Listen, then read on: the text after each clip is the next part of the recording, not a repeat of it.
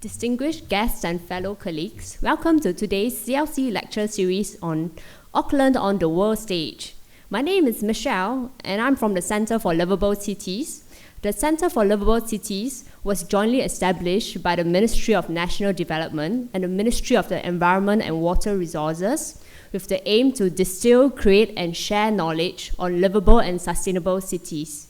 The CLC lecture series is one of the platforms through which urban thought leaders and international experts share best practices and exchange ideas and experiences. In today's session, we are really honored to have with us His Worship, Mayor Len Brown. Mayor Brown was elected Mayor of Auckland in 2013, and his vision is for Auckland to be the world's most livable city.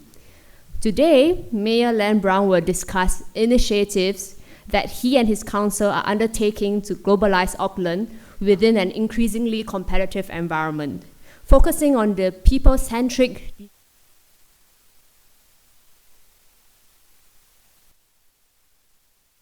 job. We will begin with a presentation by Mayor Brown, followed by a question and answer session. The discussion will be moderated by Prof. Houston Kwa, who is Head, Division of Economics, Vice Chair, Sustainable Earth Office, Nanyang Technological University, and the President of Economic Society Singapore. Without much further ado, we would now like to invite Mayor Brown on stage, please.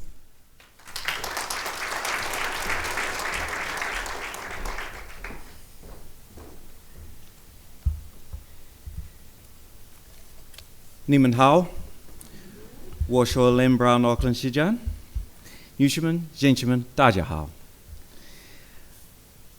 Kia ora koutou katoa. Inga iwi, inga mana, inga reo, inga hoawha.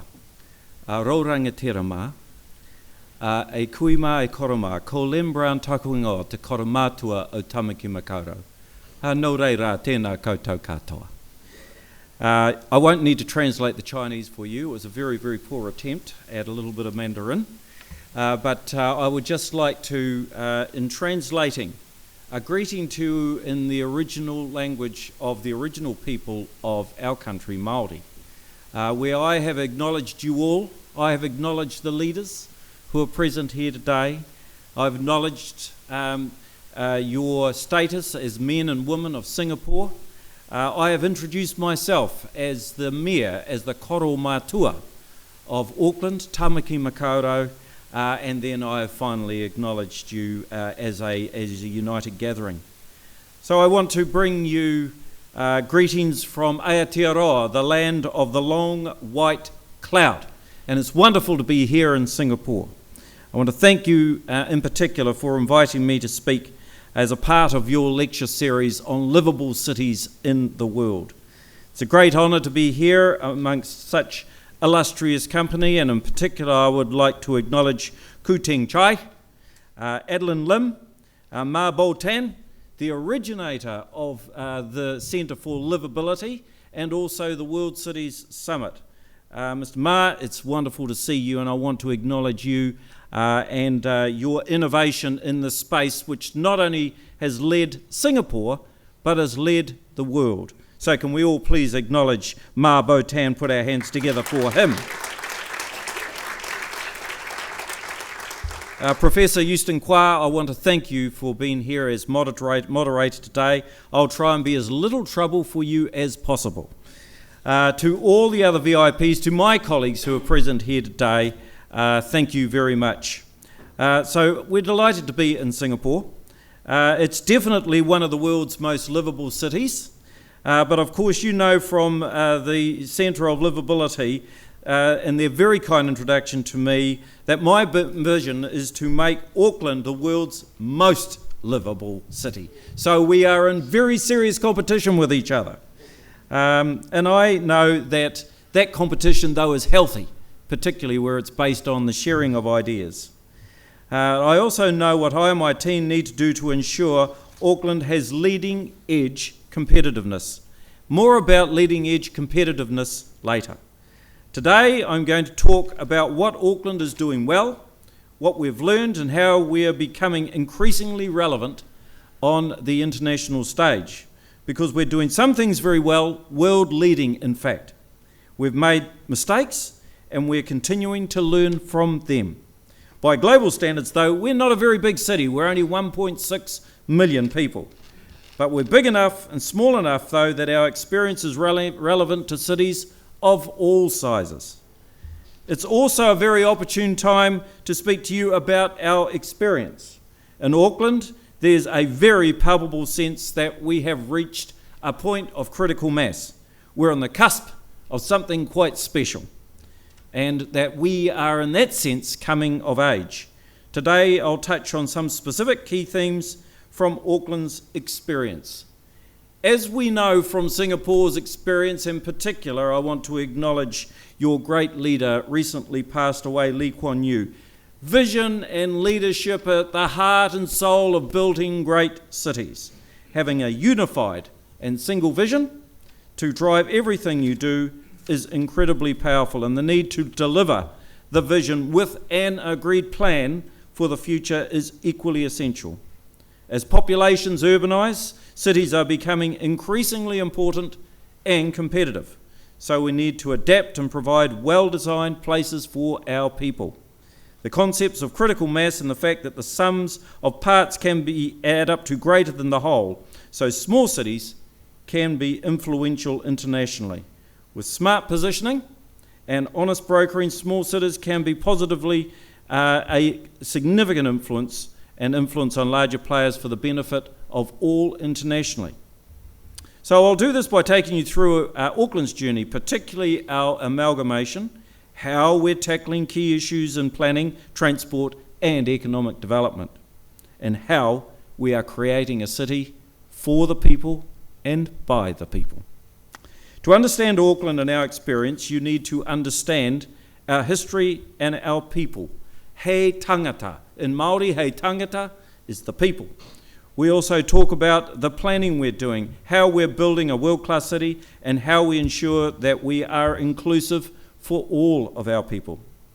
Aotearoa's Māori people, the Polynesian ancestors, are thought to have discovered and settled in New Zealand as early as 950 AD.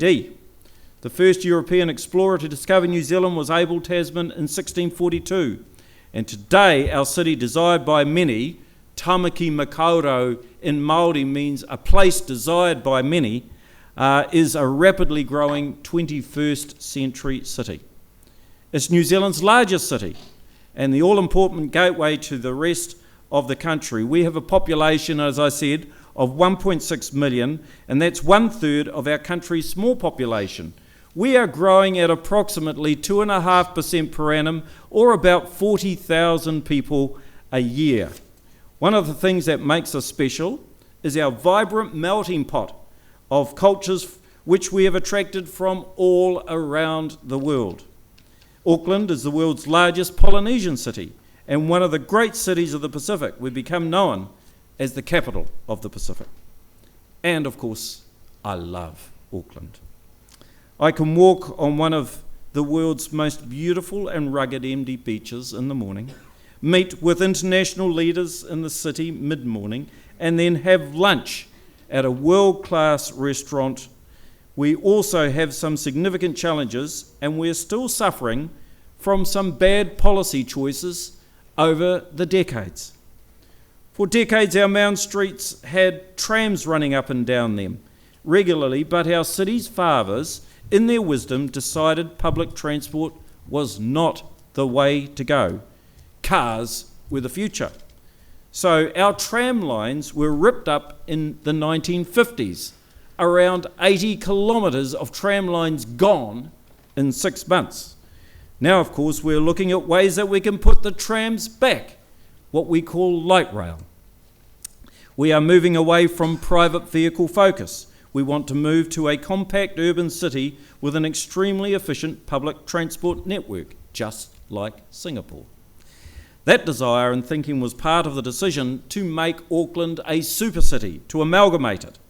For decades, Auckland was held back by fragmented and competing governance structures, infrastructure deficits, and poor quality urban design. We were in a state of arrested development. Our city form and function catered more for cars than people. The highest ownership of cars per capita in the world. Things got so bad we couldn't decide where in Auckland to build a new stadium, even when the central government was going to pay our city 700 million New Zealand dollars to build it. But in 2010, we were thrown a lifeline. The government at the time, the Prime Minister Helen Clark, set up a royal commission to look at the problem of Auckland. And look, they did, thoroughly and with great public interest and involvement by the people of Auckland. The Commission made some bold recommendations. Most were taken up by the new John Key-led government, but not all. And then history was created. 8 councils were brought together into one super city, and it was my humble honour to become the city's first super city mayor. For the first time, therefore, our city could work in a united way to bring about a single vision and a voice for Auckland. As mayor, I set the vision of transforming Auckland into the world's most livable city. That vision guides everything we do as a council. We believe that this vision is attainable. How? Because livability is measurable. Therefore, we set ourselves indices that we measure our progress against. 25 indices across the whole gamut of the sector of building city life. And the Livable Cities Centre, of course, knows these indices well.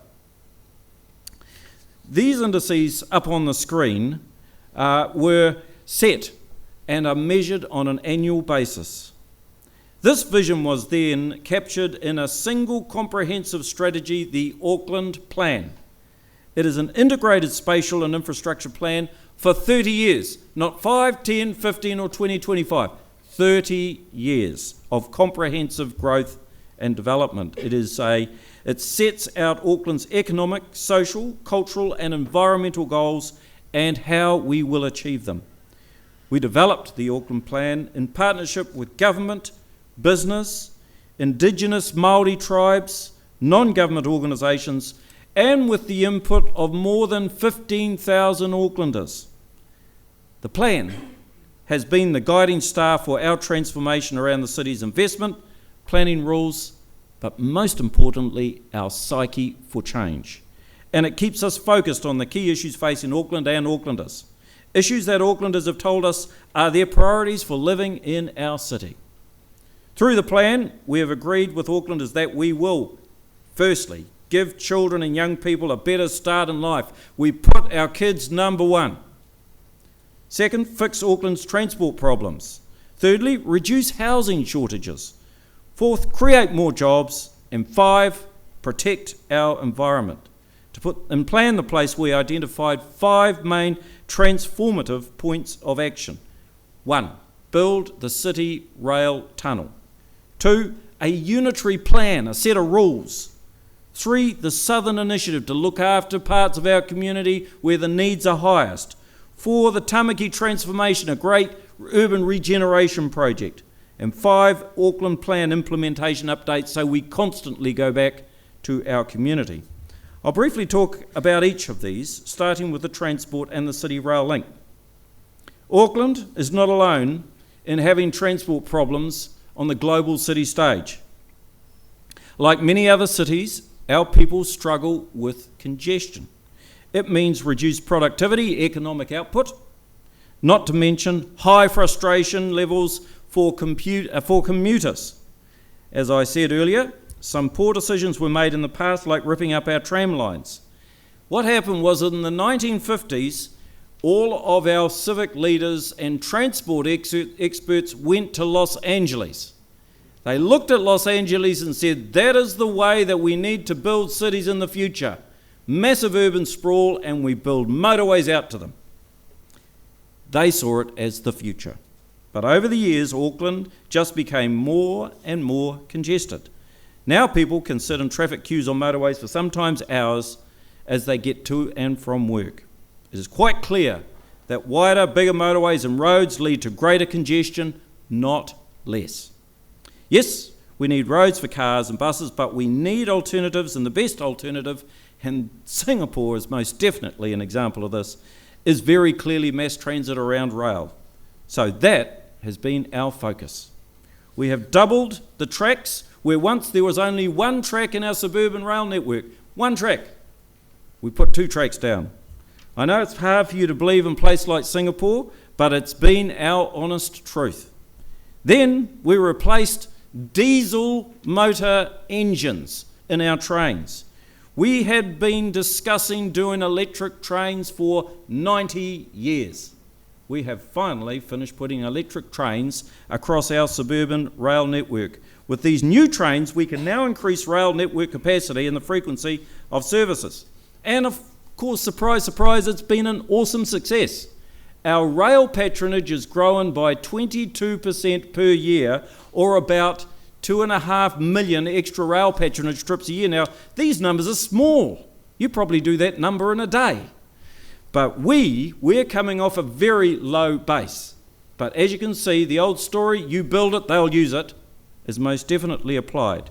The City Rail Link will hook into the existing rail system and support economic population growth. It is a 2.5 kilometre tunnel, basically to connect up the suburban rail network, another discussion that we've been having for 90 years, and we will start that tunnel in November this year. It will make train travel all over Auckland more efficient and cut the length of journeys significantly.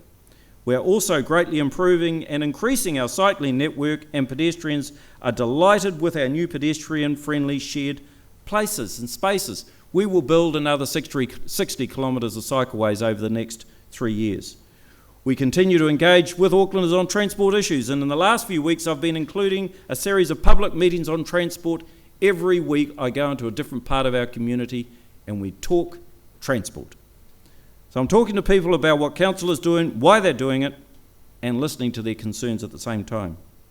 When we amalgamated, we had created one rulebook for Auckland. The unitary plan is the rulebook that shapes how we can build this city behind the Auckland plan. It contains the rules that will allow us to reach our Auckland plan goals and our vision, and we're expecting to finalise that unitary plan, the set of rules, by mid-2016. The Southern Initiative focuses on South Auckland, the most disadvantaged area in our city. It is a high deprivation and poor social outcomes on a whole range of indicators. There are proportionately high numbers of Māori and Pacific Islanders living within South Auckland. It also happens to be my home.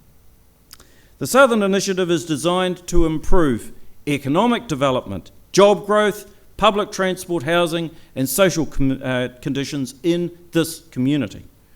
We're doing this in partnership with government agencies, the local community, and other key stakeholders. Now, this may sound like pretty basic stuff, but it wasn't happening before at the scale or with this focus. So we've made it happen. Define this area of greater need, and we've brought the agencies and the communities together to deliver on a whole wide range of fronts. We got the mandate, and now we've got a number of innovative programs in that community, from getting more young Pacifica people into trade training in particular, to working out how to get disenchanted youth their driver's license so they've got no excuse not to go out and try and get a job. Tamaki is another area of high deprivation and poor social outcomes. It has a very high concentration of state and social housing. A lot of the houses are in bad condition and very large sections, i.e. land underutilised. With the government, we set up the Tamaki Redevelopment Company, New Zealand's first urban redevelopment company. It's jointly owned by central government and our council, and is designed to improve its area over the next 10 to 15 years through urban regeneration. The current 2,500 homes will be developed into 7,500 with a mix of social, affordable, market houses, apartment, courthouse, terrace house, and detached. Our Auckland Plan implementation updates include 3 very important documents: the Auckland Economic Development Strategy, the City Centre Master Plan, and the Waterfront Plan. We report on these publicly and regularly. So I now want to talk about 2 other issues of real significance as we go through change. Firstly, economic development, and secondly, city design. So when I became the mayor in 2010, Auckland was still suffering from, as we all were globally, from the GFC, although I'm not sure actually Singapore felt anything from the GFC, but the effects and decades of poor planning and growth. Despite having world-class universities and tertiary institutions and pockets of excellence like manufacturing, film, tourism and ICT, Auckland was less productive and more consumptive. Productivity and value add were poor. We had high youth unemployment. And in 2011, we ranked 69th out of 85 metro regions in the OECD. We had 40% lower GDP per capita than Sydney and Melbourne, our natural competitors. So we aimed high. I made supercharging the Auckland economy a priority. We set bold economic targets through the economic development strategy in conjunction with businesses and central government, not on our own. A key part of this is transforming our economy from import-driven to export-driven, getting smart Auckland businesses out into the world and getting more investment into Auckland. We decided to foster growth in key internationally competitive sectors such as food, tourism, ICT, screen and creative, marine, education. An example is Food Bowl. We recognise, this has nothing to do with rugby. We recognise that commercial food, in fact, while I'm at it, go the All Blacks. We recognise that commercial food production was a fast-growing sector in Auckland, but the entry cost for entrepreneurs was too high. A commercial kitchen is a huge investment and a big risk for startup. So we built an open access facility with 7 separate commercial scale kitchens. We, together with the government, did it. Many new commercial products have been developed and trialled there, some of which are now starting to export. I also set a goal for Auckland to be the innovation hub of the Asia-Pacific area, a very bold claim when you wrote us up beside Singapore. But I did this because I knew there were already some major international firms in Auckland at the forefront of innovation. Raycon, Fisher & Paykel, Healthcare, and October Animation, to name only 3. As with food, we knew that one of the things preventing entrepreneurs from succeeding was the lack of access to good support, advice, and facilities. So we decided to build that facility. We partnered with some existing business incubators and hubs and established Grid AKL, a space for new businesses to grow, develop, and expand alongside other businesses. Grid AKL is now looking to partner with several incubators and landing pads in Los Angeles, something that came about through our tripartite economic relations, which I will turn to now. The Tripartite Economic Alliance is one initiative that really shows just how Auckland is becoming more and more relevant on the global stage. We signed the 3-way city-to-city economic alliance with Guangzhou and Los Angeles last year, in effect creating a $1 trillion global economic hub. We looked at our traditional international partners and thought, how could we leverage our partnerships? So we proposed and led the development of this tripartite relationship with Guangzhou and Los Angeles. We're now turning those traditional relationships into meaningful economic partnerships. It's initially for a 3-year period, and we've agreed to work closely on key areas such as education, tech, screen and creative, tourism and ports. In June, we had the first tripartite summit in Los Angeles. I took a delegation of 48 people from 43 different Auckland businesses, each with some form of focus on innovation. It's only been a few months, but we're already reaping the benefits, possible deals worth many millions of dollars, business expanding into both cities. We were successful in getting the tripartite off the ground for a variety of reasons. Good timing, good personal relationships. Our size as a smaller sister city, we tend to relate very well to Guangzhou and Los Angeles, and we're lucky that Auckland and New Zealand in particular has a strong international relationship. All of these things were essential in turning our good innovative idea into reality. We have a number of other initiatives. Youth Connections, established a couple of years ago to hook up unemployed youth with employers who want youth. As part of that program, we have the Youth Employment Pledge, which has been taken up and signed by some of Auckland's biggest and most well-known employers. These employers are saying that they need and benefit from employing young people and pledge to do exactly that. Even though we're still in the early stages, the tally of pledge partners is rising steadily, and we will hit 50 major employers in the coming months. As part of our strategy, we're also holding employment summits called JobFest. These summits are expos where employers who need to employ set up stands where they can meet and talk to hundreds, if not thousands, of young unemployed people. It's a very simple concept, but what was missing was a chance for youth to meet employers direct. On a scale that we haven't done before, hundreds of jobs at a time at these JobFests. Across 4 JobFest expos, we estimate that we've had 5,000 young people attend, with hundreds getting work or the opportunity to work. We are seeing great employment pickup rates, and there is a real sense of achievement and excitement about just how much we will eventually achieve. Because of the work we've been doing in the youth employment area, we're now also in discussions with the McKinsey Social Initiative to join their Global Generation program of youth employment. To get Auckland's economy pumping, something else we need to do was work to put Auckland firmly on the global map as a destination city, a city where people would want to visit, stay in, live in, invest in, rather than just a gateway to the rest of our nation. We have very good raw materials to work with. Auckland is full of magical stories, both ancient and modern, and it's easy for people to discover its rich culture and melting pot of people. With an amazing collection of Māori taonga, or treasures, we have 3 beautiful harbours, the Waitemata, the Manukau and the Kaipara, 56 beautiful volcanoes, all of them extinct fortunately, that give us a globally unique physical environment. And we are very early on establishing a tourism and economic development company to work to promote this place as a great destination and compete flat out against Singapore. We're doing pretty well so far. Domestic and international commercial guest nights are up 2.6% over last year. More than 1.3 million rooms have been sold in Auckland hotels alone in the last 6 months, which is very good news for Singapore, because about 3/4 of our hotels are owned by Singapore investors.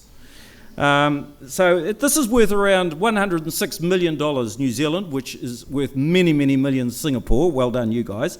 Up to 13 million compared to the same period last year. And just over 1 million international visitors arrived in Auckland in the past 6 months. In the year to June, Auckland's international airport has a 7% increase in visitors. I bet you Changi would like that. We've also had a 50% increase in cruise ship visitors over the last 3 years. People want to come to our cities, so we're transforming Auckland economically. We're also transforming it physically by becoming a design-led city and refocusing its physical form on people. This is strongly mandated by the Auckland Plan and is also carried through in both our City Centre Master Plan and our Waterfront Plan.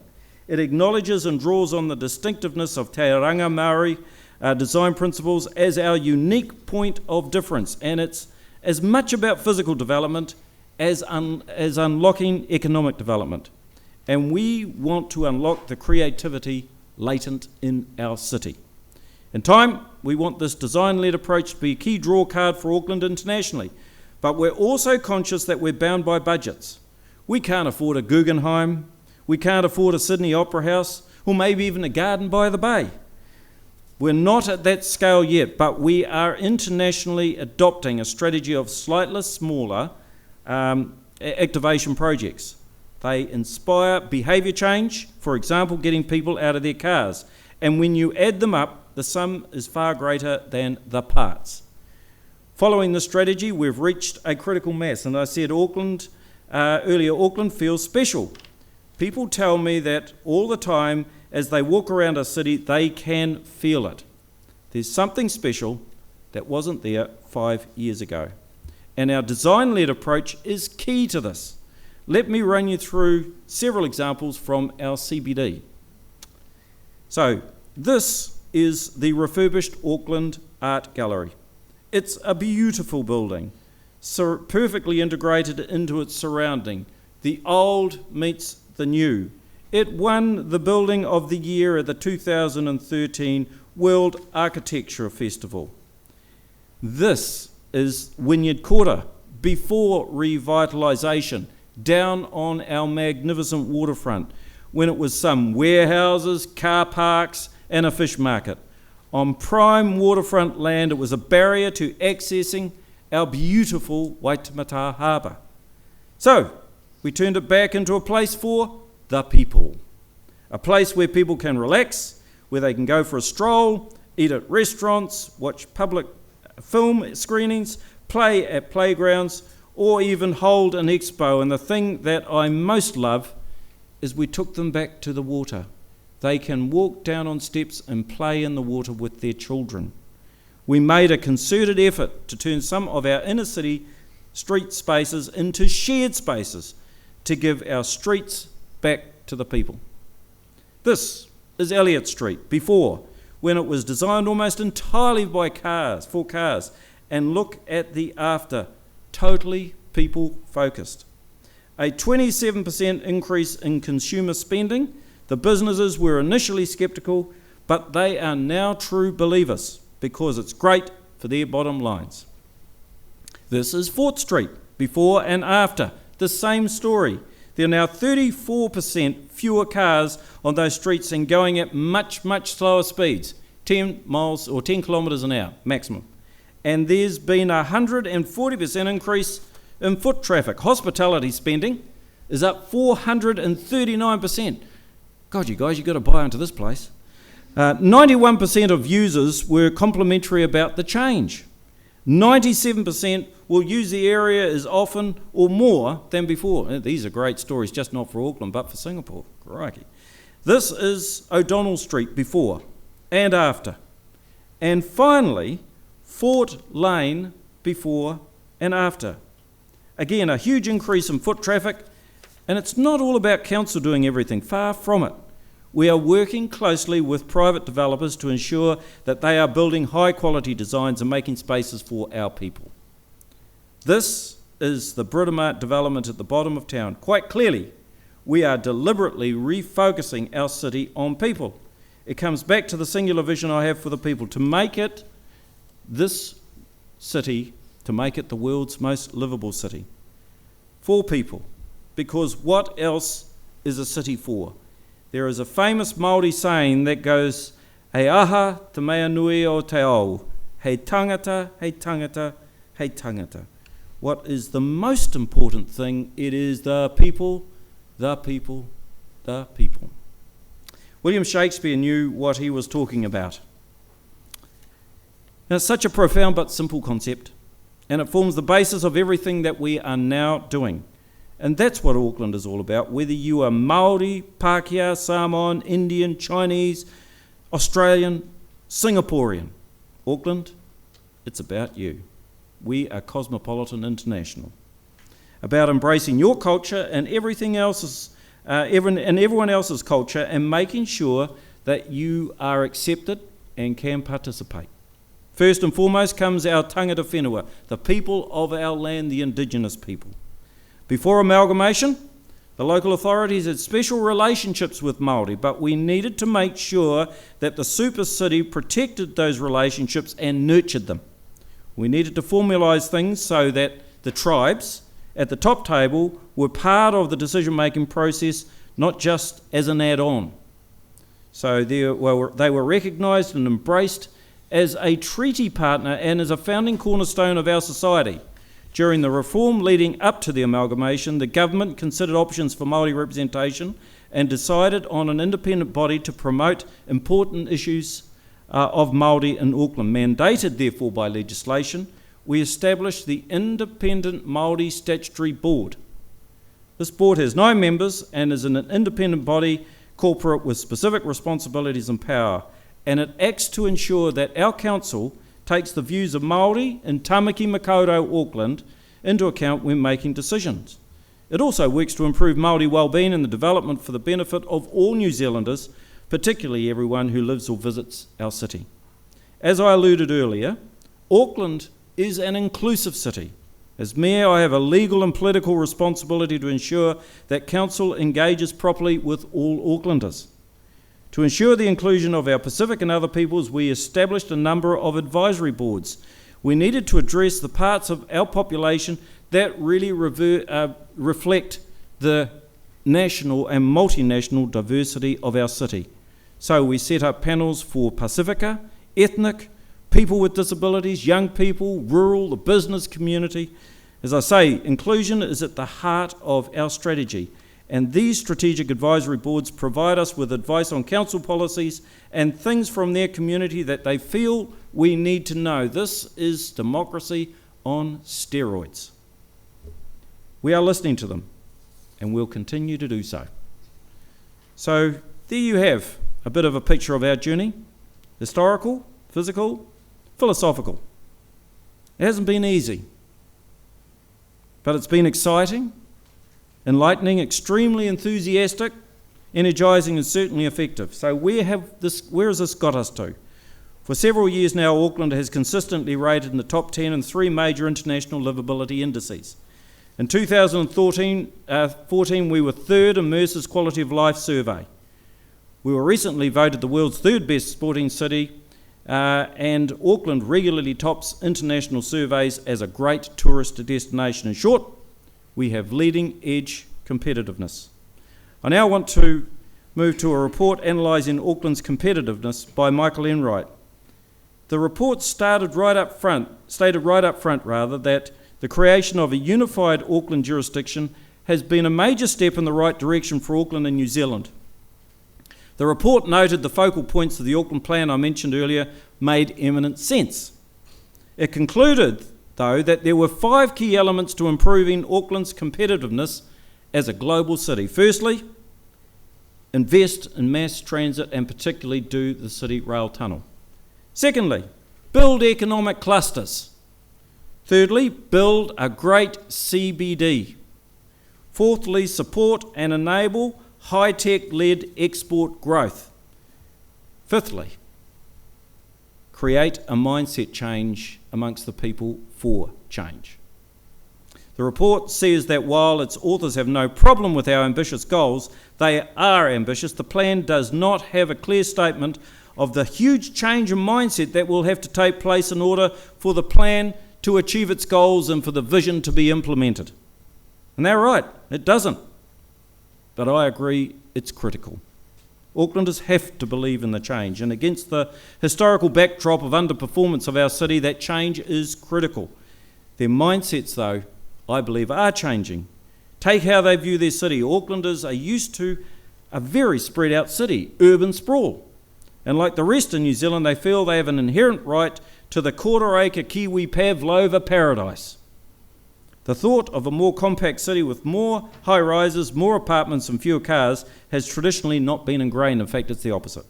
But that thinking is changing. More and more people are now thinking living in an apartment close to town, in an apartment near a railway station, through which flashes trains whiz regularly and frequently, trains which are going quickly and directly to where they work and shop and play. This could be a good thing. More and more people are thinking that living on the 24th floor would give them a fantastic view. And it would mean they don't necessarily have to spend the weekend mowing lawns. Instead, they could be revelling in all the world-class city has to offer in terms of entertainment, culture, sport, experience and shopping. And it's because we've talked to Aucklanders and showed them through our plans and through some demonstration models what is possible. To conclude, I'll quickly run through what I think are the key lessons that we can all learn from the Auckland experience. A unified vision is critical. As all Singaporeans will know from your great former leader, Lee Kuan Yew, an aspirational vision has the power to drive people to do great things, especially if everything is aligned to that vision. Like Singapore, Auckland's transformation was born out of necessity. Having one single vision for the whole city is probably the most important lesson here. It unified a people and gave us a common purpose for everything that we do. Secondly, leadership. The buck stops with me. For 5 years I've led our city. I'll very briefly reflect on my style of leadership to incorporate 1.5 million very self-opinionated, extremely well-informed and well-educated Aucklanders. I have exhibited a style based around patience and good humour. I also, if everything else fails, will sing to my community, as I'm going to do to you when I conclude this speech and before we take on the questions. I believe in shared leadership. I am the boss, but I'm surrounded by people I trust who have significant leadership roles themselves. And I do not do relitigation. This is what I really loved about Lee Kuan Yew. When you made a decision in Singapore, you were moving. Having gone through the process of making a decision in a democracy, the critical determining factor of whether or not you will change is whether you move to implement once you've made that decision. Our city has 5 values that I embody: a sense of inclusiveness, prudent around our budgets, fair in the way in which we lead and deliver, innovative in everything that we do, always looking for the edge. But the one value that stands out that I seek to embody the most is a sense of courage to believe in the vision and the plan and be unrelenting in a determination to implement it. I never ever wanted to in my job fail for a lack of courage. You need also to plan for the future and for the people. And our experience shows that a 30-year spatial plan which sets out how to achieve the vision for the whole city is a necessity. It should demonstrate exactly how you'll deliver your vision and where you'll focus. And while it has only been 3 years, the Auckland plan has really jump-started so many things in Auckland. We know there's no monopoly on good ideas. Beg, borrow and steal the good ideas from your neighbours and implement them wherever appropriate. But with this comes an important imperative. Be willing to share your ideas about the city, making so others can interrogate them and use them as well. We are finding that we are learning so much from being involved in discussions such as the World Mayors Forum, ICLEI and the Compact for Mayors. And we're also finding out that we are doing some incredibly innovative and world-class things ourselves, and that we have lots of things to share with other cities. We're honoured to do so, and we love how Singapore shares what it knows. As populations urbanise, cities are becoming increasingly important in people's lives and in world affairs, so I truly believe that dialogue between cities is going to become increasingly important. We all need to commit to sharing civic information with each other, and I acknowledge the leadership that Singapore and the CLC in particular is taking in this space. I think the concept of critical mass is important. It's not just about population, it's about critical mass of ideas, of culture, of places. Auckland has reached a critical mass that is greater than the sum of its parts.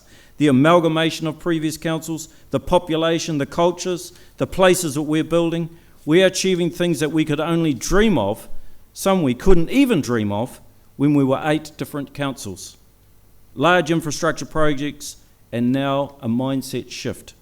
Our critical mass has made us more effective in internationalising our city. On the world stage, we speak with one voice, with a mandate to pursue an international strategy in line with our vision. This is a huge competitive advantage in our region, particularly against places like Melbourne, Sydney, and yes, the beautiful Singapore, where cities are made up of literally dozens of authorities, Sydney with 42 local councils. Some of this critical mass happens by chance, the confluence of different cultures that make up our city, and some of it is intentional. We're not the biggest or the richest city on earth, far from it. And so our placemaking is very intentional. In the past 5 years, we've focused on making a series of places of communities where people want to be. By themselves, they are individuals. Streets, towns, squares, or neighbourhoods. Together, they all add up to a great city. And finally, if the greatest cities in the world are the most livable, then, as I have said, it is about the people, the people, the people, and how we provide a fabulous living experience for them within the urban environment. Now, I'm going to conclude, as I threatened before, with a waiata. And I dropped in my speech a affirmation that I come from the southern part of Auckland, and this meant that I was raised by and large by Māori and Pacific community. And in speaking and learning to speak publicly, I was taught in those communities that once you have made a speech, you should sing as a final sign of respect to your audience. So I'm going to do that. Now, I'm not going to do it by myself. I'm going to get some Aucklanders up here with me. Come on, team.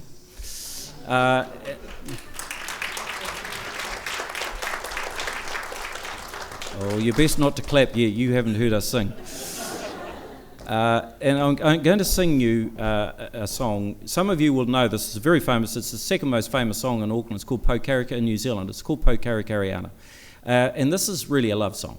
And I think it's appropriate that we should sing the song. In fact, all you guys down there, you should sing it too, because you probably know it. We should sing this as a conclusion, because we're expressing our love and affection for each other, Singaporeans and Aucklanders and New Zealanders. There's a tremendous history and tradition amongst us, a lot of respect and a lot of love. And so we sing this to you out of respect and out of regard for you as our hosts, and for your past and your future as a great city and a great nation in our world. Are you ready? Poukarikariana, na wairo te ruha, whiti atu koe hine, marino ane, e hine, hoki maira, kama te aoe, te aroha e, te aroha e. Kia ora koutou. Shashia. Thank you guys. Very nice. Mayor Len Brown, former Minister, Mr. Mapautan, Mr. Kuteng Chai, distinguished guests, ladies and gentlemen, thank you very much for having me here, and as a moderator and chairman for a very interesting talk by Mayor Len Brown. I have to start by saying two things. One is that I have to disappoint you on two things. One is that despite all my travels, I have yet to visit Auckland. Very disappointed. But having listened to your very encouraged talk, that would be something immediately on my list. Secondly, I have to disappoint you that as an economist, normally economists don't sing. So don't expect a song from me at the end of the session. I think it's very encouraging to think, to listen to you on all the plans that you have for Auckland, the vision plan, and also your enunciation of the Auckland plan and what you're going to do. As we all know, that this century is a century of actually a lot of cities. So we have new cities, we have old cities, transformation. We have cities becoming super cities, as in the case of Auckland, your definition. And we have the mega cities. And so when we talk about sustainable development issues, it seems to me that it's better that we concentrate on how do we manage an urban metropolis and manage it well. Because if we start from there, we can, therefore, the probability of getting to a sustainable development for a country is much higher. So I favor sort of a bottom-up approach rather than a top-down. So that's my point. Before I hand over to the floor for a question, I think I'll start off while they start thinking and getting them warm. Basically, two questions. The first question is that, having listened to you about all the great plans that we have for putting infrastructure and the development plans, sometimes are you worried that this may impinge upon issues of greenery, protection of the environment, and so on, Because right now, for example, even in Singapore, we also care about such things. And as we know, as an economist, we always think in terms of trade-offs between the two. pursuit of economic growth and protection of the environment. Something somewhere has to give. We cannot have everything that is a win-win situation. So are there mechanisms in Auckland where you think through these issues and how to resolve conflicts? Are there stated public mechanisms? Are there public participation? So that's my first question. Yeah. Well, I guess the whole premise of the Auckland plan was to recognise that following the Los Angeles plan was not a good idea. Of course, you know, sort of massive urban sprawl has meant that we've taken up a lot of green land, a lot of bush area.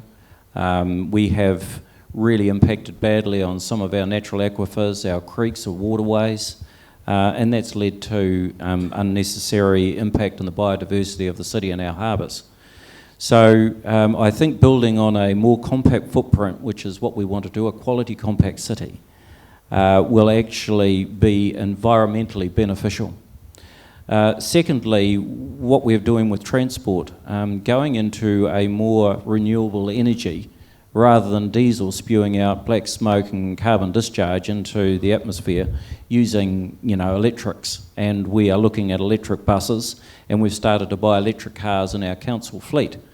And of course then also supporting cycleways is a significant benefit to us in terms of our desire to reduce carbon discharge by 40% over the next 20 years. So we have got some, not just some very clear aspirations and goals in that Auckland plan, but we are actually moving now and acting to deliver on less environmental impact in an urban environment.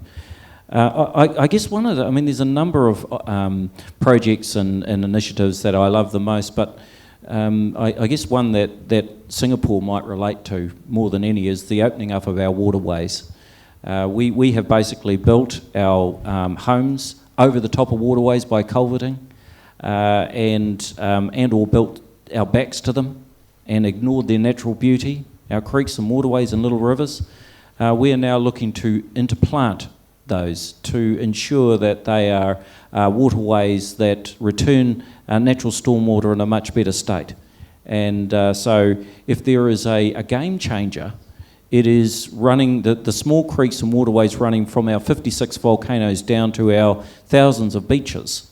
Those waterways and stormwater areas, on the basis that we follow through and make them much, much more environmentally sensitive areas, they will be the lifeblood, arteries of our city much more than they are at the moment. And I think that will be the real game changer for the environment.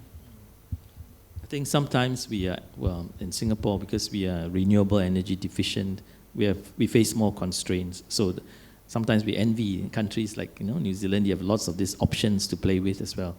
I think my second question has to do with Auckland being relatively still a smaller city, 1.6 million you mentioned. And so with all these new developments and your hope to attract more people to come and so on, so that of course puts a lot of emphasis on developing the new infrastructure that you talked about as well. So has there been in the Auckland plan discussion on what should be an ideal population size for Auckland and what criteria? Well, no, it hasn't, although there would be some in our community who would like us basically to shut the gate and allow no more Aucklanders in, or no more visitors in, or indeed end the birth rate. There's some people in our city who think we're twice as big as what we should be. Probably there has been a missing debate about population, and not just Auckland but New Zealand. We do net export to every other part of New Zealand except Wellington, our population. As I said, most of our population growth is either internal from overseas markets or from natural childbirth. And so the government is now moving actively to try and encourage those who are coming into the country to go and, you know, set up business or establish their families in other parts of the city. But we have never looked at our population and said, right, what would be an ideal size? My thinking is that when Auckland reaches about 2.5 to 3 million over the next 20, 25 years, that if you talk to city experts around the place, I think if they're talking about a true international class city, Something that might approach between the 3 to 5 million would be one that you could most easily manage, get transport working effectively in and efficiently. So one thing that we have got is a little bit of time. Take the best experience globally and also stop making mistakes in our own backyard and actually do things that are most effective for a growing city. Maybe he hasn't reached the size where you would be critical in terms of thinking through all this. But Singapore, for example, there's been a lot of debates about what should be the ideal, what should be the optimal population size. So one model has to do with looking at economic growth rates in order to ensure that Singapore goes through a certain economic growth, and we need certain manpower inputs to industries, to work and so on. So therefore, we need certain population size. I would put it that perhaps one way to look at ideal population size is to look at quality of life. So start from there and then work backwards rather than looking at economic growth per se. But I understand because Singapore and Auckland are quite different presently at different population size. So my final question, and after that I'll open to the floor now, which is you have presented many indicators on livable, you're trying to become the world's livable city, you have many indicators. What do you think are the 3 most important indicators for being a great top livable city? Crikey, how do you pick 3 out of that? Because, I've really focused on the whole. I think each of them is so interconnected, whether it's the issues of providing a hope for your young, that they would come out of school and be able to work, that they would have the sense of being able to deliver their hopes and dreams within their city. That for me is hugely critical. The need for us to be as self-sufficient in energy as we possibly can, and yes, we are lucky with hydro and thermal, but the sense of utilising the benefits and new technology of solar, I think present us with even more sustainable opportunities aside from hydro and electrics. And the issue of how we get around. I've had to fixate on this issue because it has been such a significant issue for our environment and such a significant issue for the psyche of Aucklanders. It's like we had lost our mojo. We've been so constrained by our inability to move around, by the impact of it on our economic growth and how we did business. And it has seen us arrive at work or study it in such a depressed frame of mind. This is not good for the overall happiness of the city. That the need for us to, in particular, deal with that issue would not just be important in transport grounds, but it would be important because when I go back to that mindset change, that Aucklanders would look around and say, we've achieved it. Despite everything, we didn't think we could, but we have achieved it. If we can sort our transport problems out, we can do anything. We can be the most livable place in the world, and that's just not to attract all the Singaporeans. That's because Aucklanders, they just look at our place and they'll say, God, this is beautiful. I don't want to go and live anywhere else. Transport and connectivity is always a very important issue everywhere, At first, actually, I didn't believe it until I have my students go and do a survey to confirm what other people have been saying, which is transport is an most important issue, in Singapore, actually. So, anyway, let's open this to the floor now. Minister, Mr. Bautan. Oh, crikey, he's going to ask me a really difficult question. Don't give him the mic. Quick, don't. Thank you very much, Mayor. First of all, Ma Bautan. Mr. Mark. I want to congratulate you before I go off any further because it's been one of the most wide-ranging and passionate talks on rebuilding or making a city that I've heard, and I wish to congratulate you on that. I have one comment, one observation, and I had one question, but Houston took the words out of my mouth. He read my mind about the question. So I'll reframe the third question. First one is a comment. I think you said that, Auckland is competing with Singapore. I think let me, first of all, say at the outset that no city competes with each other. We are all helping one another. We are all cooperating with one another. And if all the world's cities are livable, I think really the purpose of setting up the Center for Livable Cities has been achieved. And that's really what we want, to be able to share ideas, establish a platform so that we can learn from one another. So I would be most happy if one day Auckland wins the Lee Kuan Yew World City Prize. And I think that would be really something that all of us would celebrate with you. And we actually would wish you all the best. I only have one peeve on that, and that is that there are not enough flights between Singapore and Auckland.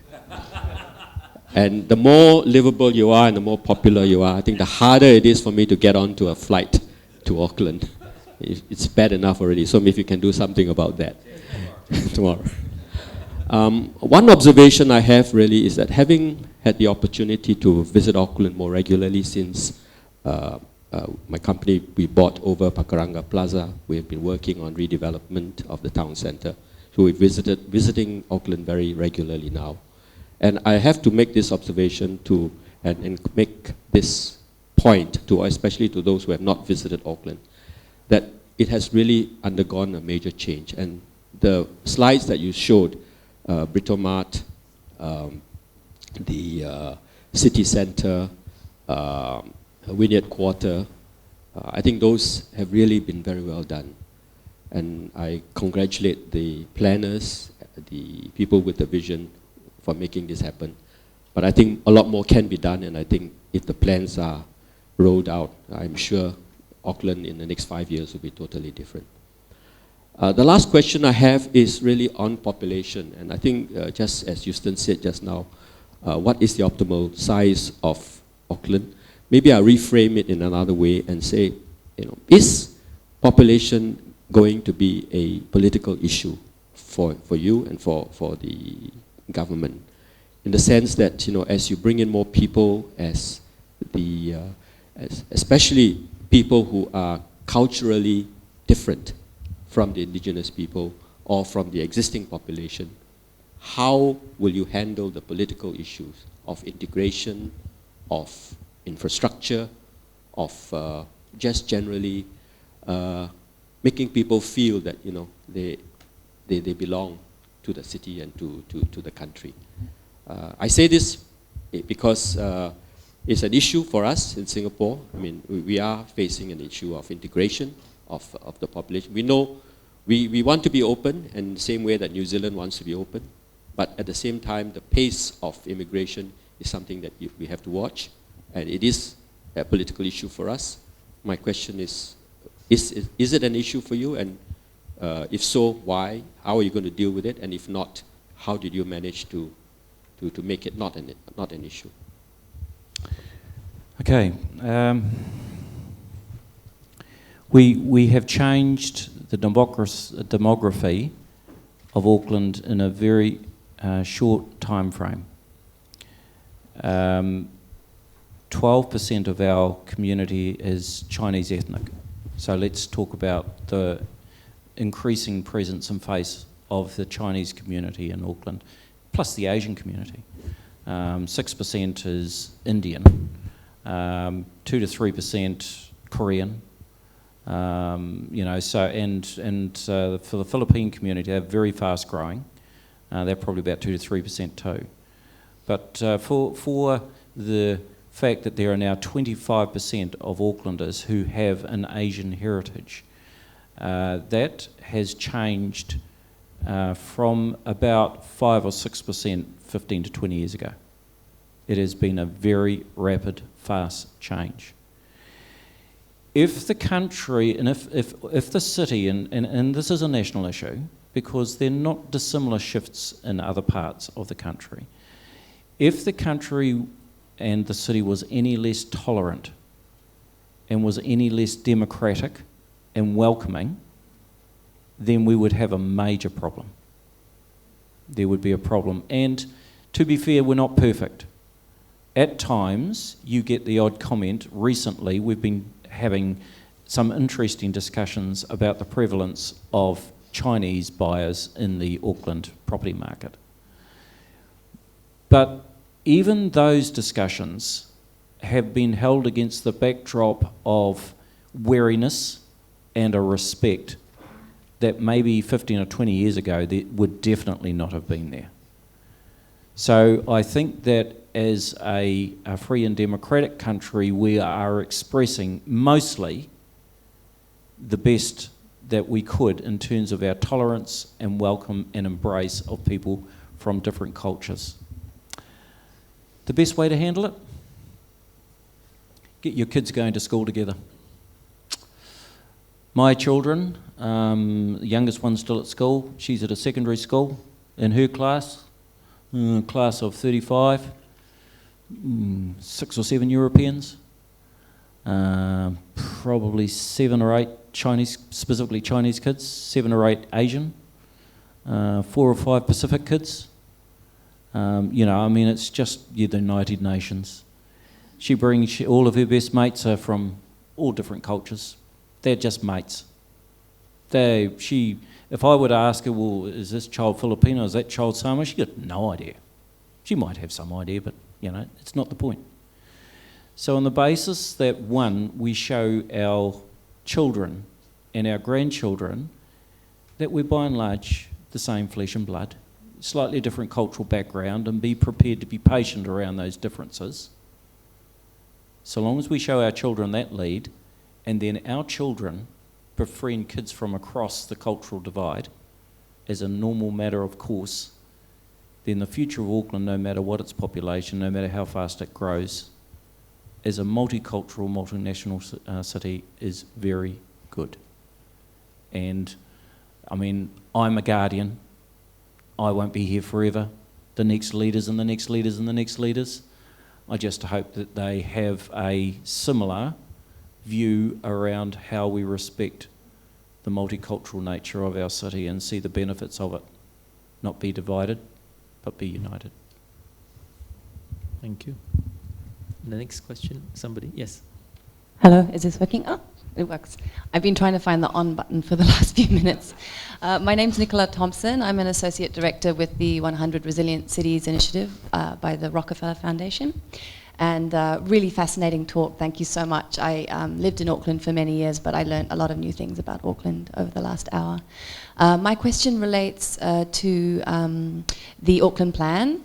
It was really interesting to hear you talk about the fact that one of the priorities is to have this unified plan and that everything that the city does feeds into the implementation of that plan.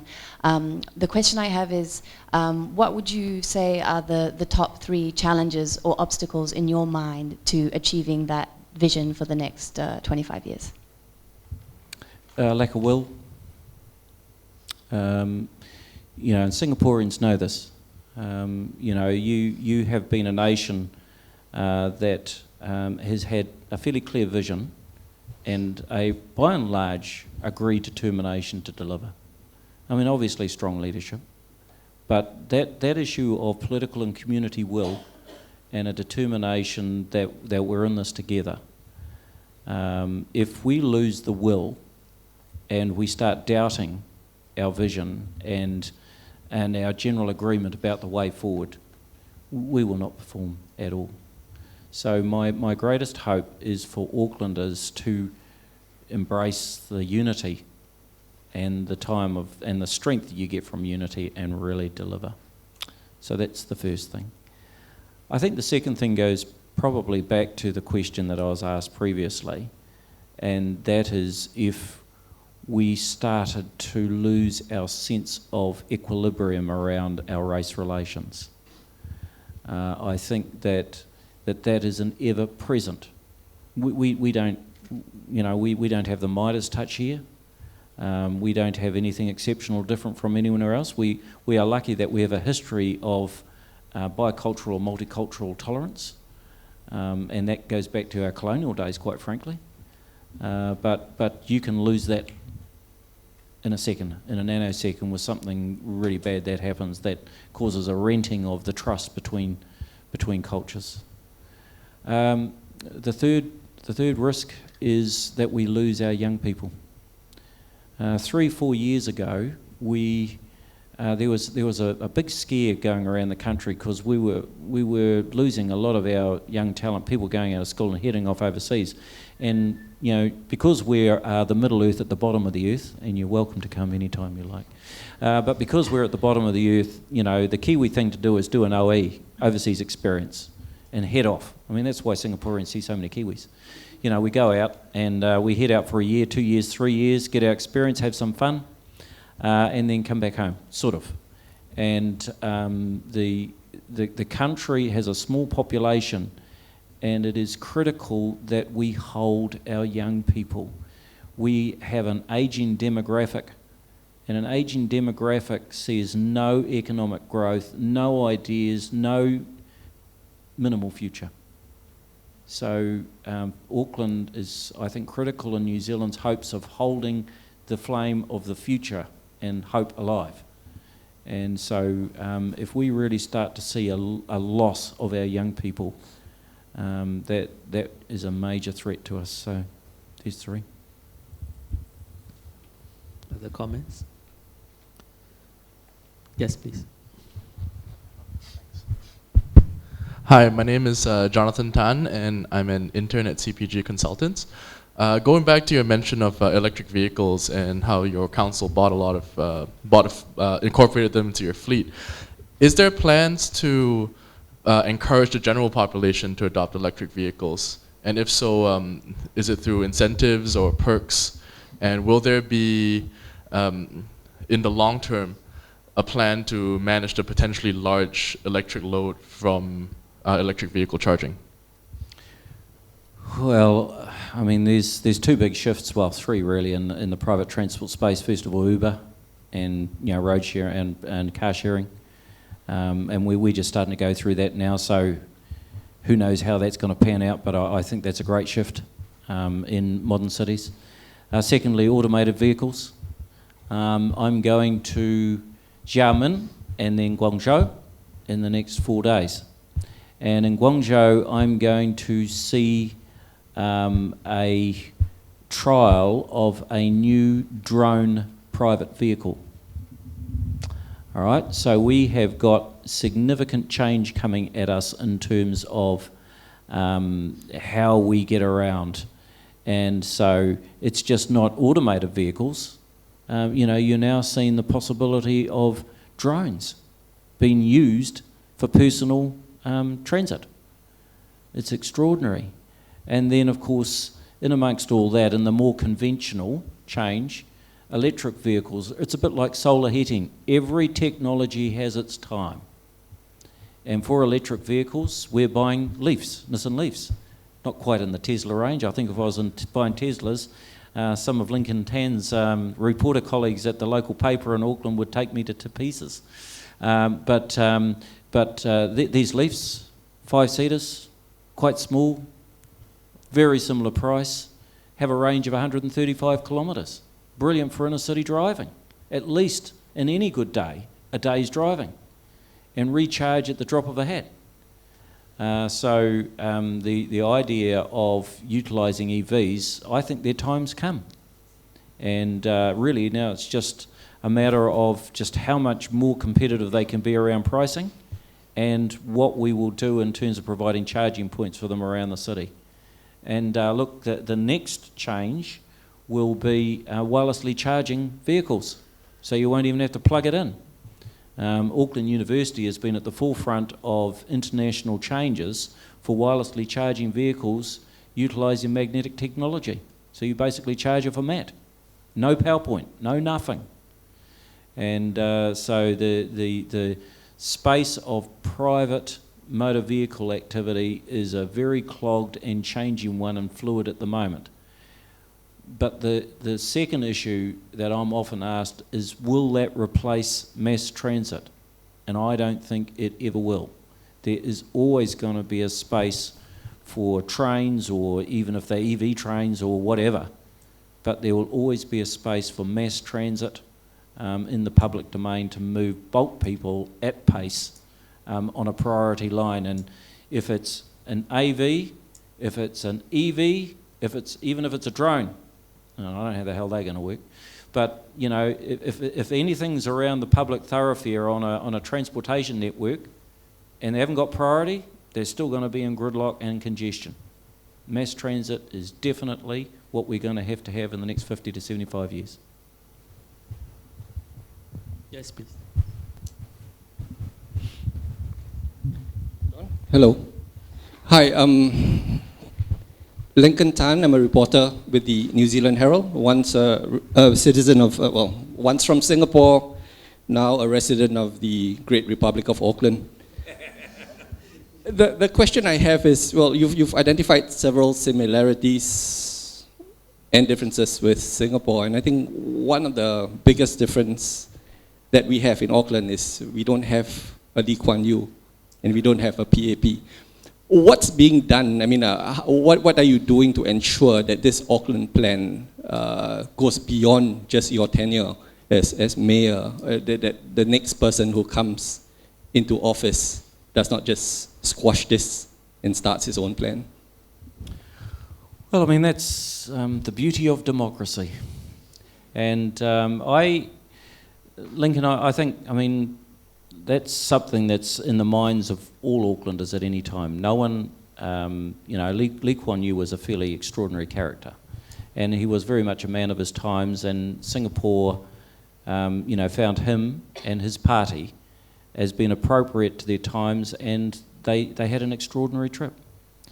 And what I think is, for however long I'm the mayor, the key point that I hope will succeed me and will succeed for the next 25, 30, 35 years maybe, is that within Auckland, as I think there must have been within Singapore all of those years, one, we had a vision and a plan.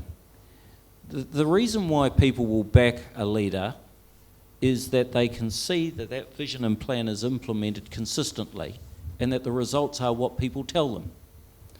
And we have a vision and a plan that has been hugely consulted and by and large agreed by Aucklanders. It's not as if I've said to them, you're going to do it this way and that's it. You know, we've gone through a very, very long process of engagement, and I think that there is a very high level of agreement around that. And so once I've finished, whenever that is, the next person through, I think that they will by and large implement 85 to 90% of what we've pretty much agreed, because by and large that's what Aucklanders have agreed. And not only that, they will have seen that that plan with all those actions are by and large delivering great results, and why would you change?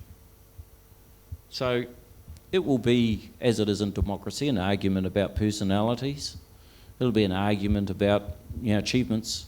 But in the end, I think Aucklanders are by and large in the right space to just continue to deliver no matter who is in charge. It's going to be all right, Lincoln.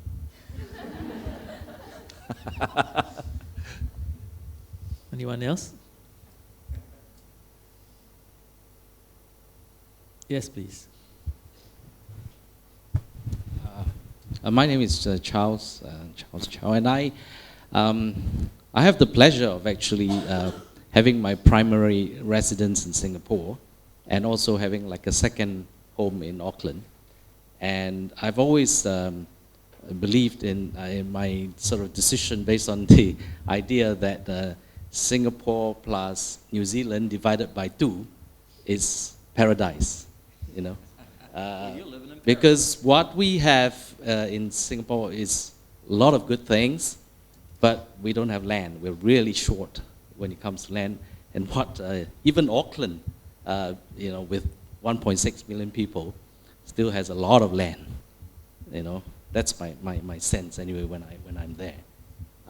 So, and I think given that sort of thought, I'm just wondering. My question is, could there be a bit more exchanges, or so kind of more sort of movement of people between the 2 places, and what sort of mechanism I think can be put in place to ensure that, you know, it doesn't have to go through very cumbersome procedures, like, you know, like if they have to go and work there for 6 months or a year, or getting some exchanges in terms of, you know, I don't know what it is, internships, or people sort of doing some startups or doing things here and there, you know, sort of facilitating that sort of movement between the two countries?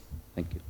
I've got my friend over here, Brett O'Reilly, who's in charge of our economic development team in Auckland, and I know he'd just love to dive into this answer. But down, boy. Okay, so actually, Mr. Mayor, you talked about getting more flights through from Singapore, and so there's some very logical things here. For a start, there are increasing flights now between Auckland and Singapore, which is great, and you've got an alliance between Air New Zealand and Singapore, two of the world's most successful airlines, so that's a beautiful alliance made in heaven. So I think purely out of that alone, you're going to see a lot more interactivity going on. There's a couple of things, for example, that Singapore's doing that are hugely helpful to Auckland and that will bind us closer together in terms of our city relationship, and to reflect the fact that we're not so much competitors as sharers. Your ERP system, I think, I reflect on that. I really want us to do a motorway network toll in Auckland. I think if you're talking about a anti-congestion measure, that is right at the top globally of how to do it, and as a way of funding our transport investment. So two for the price of one. I think it's an outstanding system, and I have no doubt that it would work in Auckland, and I think most Aucklanders, to be fair, actually think that's the way to go too.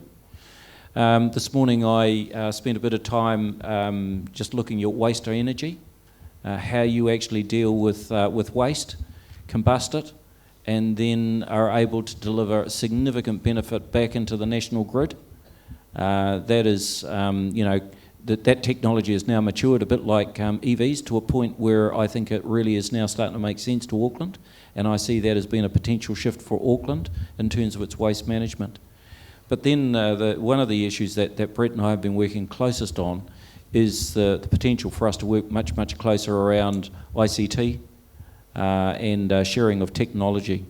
There is, I think, a significant opportunity there for us, business to business, council to council, government to government, university to university in particular, for us to really work close together as two formidable high-tech innovation hubs in the Pacific and on the global stage. And so, I can see a number of places. I just wish you'd get a much better rugby team. We could, do some serious damage if Singapore was to front up at the Rugby World Cup. We could take over the world as global rugby powerhouses. But joking aside, cultural engagement, I don't think we do enough of that.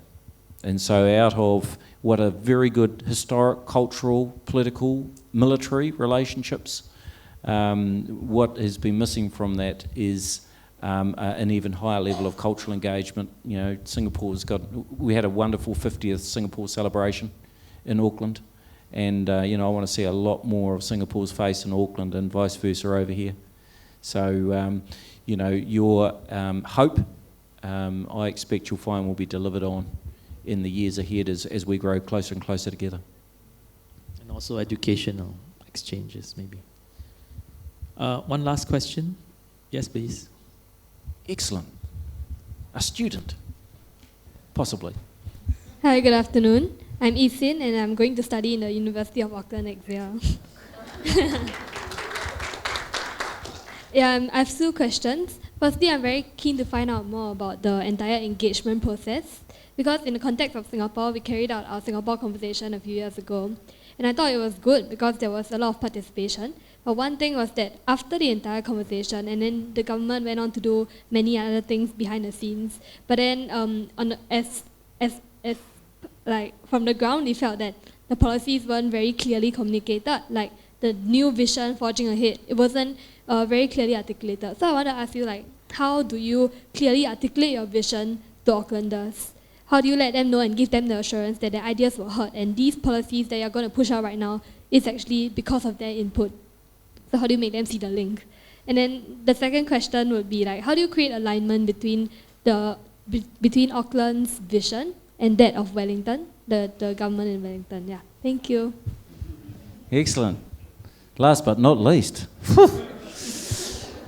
Okay, all right. So how do you articulate your vision? And in a democracy like New Zealand, where, as I say, I have 1.5 million masters, it can be difficult because, of course, you need to utilise every single outlet, whether it is the mainstream media. Social media is huge.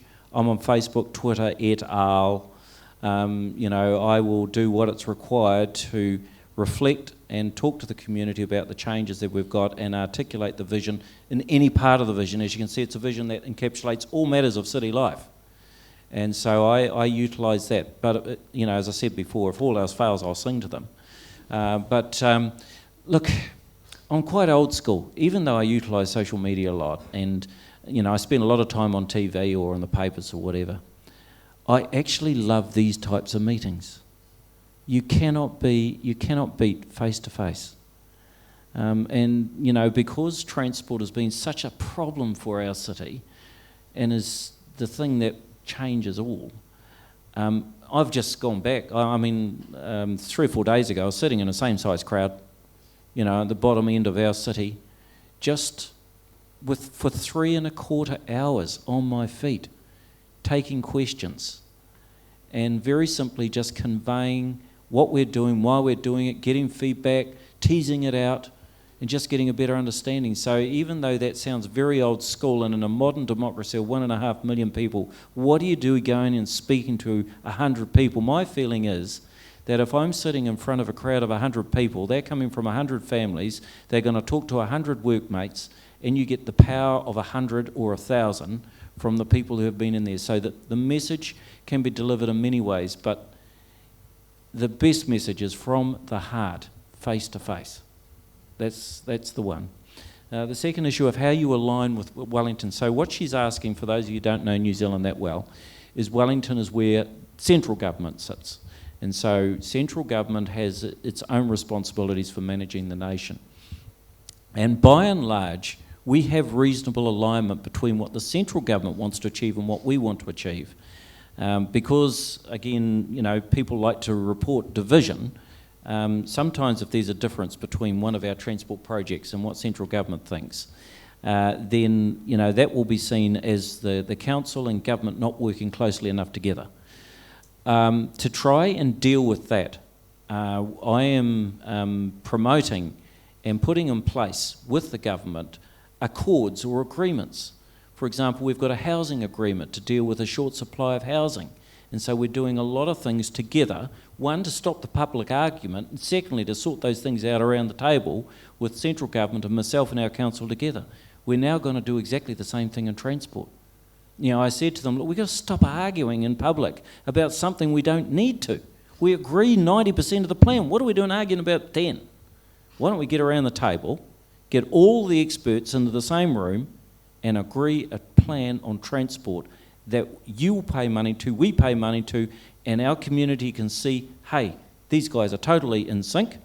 And then the business community can say, these guys down here, they want to see the central government and local government arguing. They want to see a plan, agreed money that they can back. And so, where there isn't alignment, I will try and get an agreement, a platform, a united platform, so we do get alignment. You better come back. Thank you. Okay. May I ask you one last question, which is that you mentioned that in 2014, Auckland was number 3 in terms of the most livable city. So the number 1, number 2 is probably what, Vancouver or Zurich? No, Melbourne and Vienna. Wow, that's quite miles apart. What do you think? How close is Auckland to becoming number 1 then? Not close enough. Not close enough. Melbourne it's a bit like Singapore. Singapore's sort of clear plan and vision. Melbourne had exactly the same. Melbourne, 25 years ago, Melbourne had gone to sleep. It was comatose, and it had no clear view, no way to go forward. The Australian government basically sacked the whole of local government, and the Premier of Victoria then made 3 key changes to Melbourne. 1, invested in public transport big time.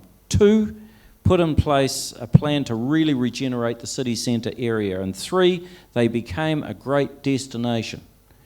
And they did it with pace and momentum and total determination.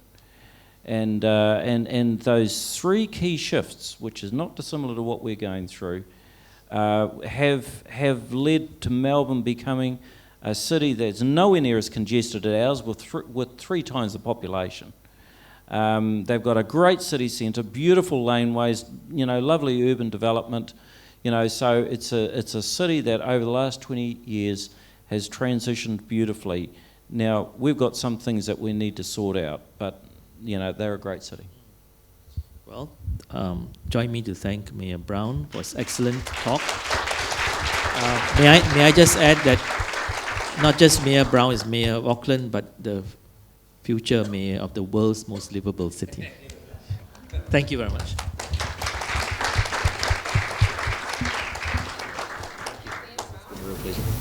Thank you, Mayor Brown and Prof. Hua, for sharing your insights and experiences with us. We would now like to invite the CLC Distinguished Advisor, Mr. Marvel Tan, on stage to give the token of appreciation.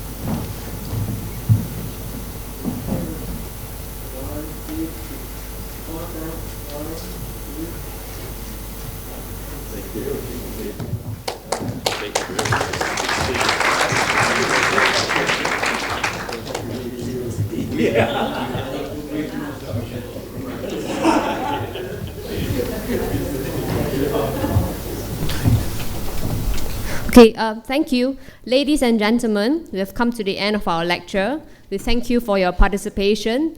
Do stay tuned to CLC mailers and website for information on our upcoming events. We'll also be seeking your feedback via email and would greatly appreciate if you could take some time to help us improve the lecture series. Have a good evening.